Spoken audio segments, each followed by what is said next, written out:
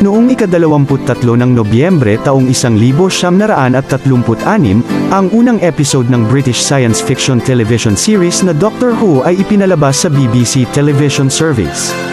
Inilalarawan ng serye ang mga pakikipagsapalaran ng isang Time Lord na tinatawag na Doctor, isang extraterrestrial na nilalang. Sa tulong ng iba't ibang mga kasama, ang doktor ay nakikipaglaban sa mga krimen upang iligtas ang sibilisasyon, at tumutulong sa mga taong nangangailangan.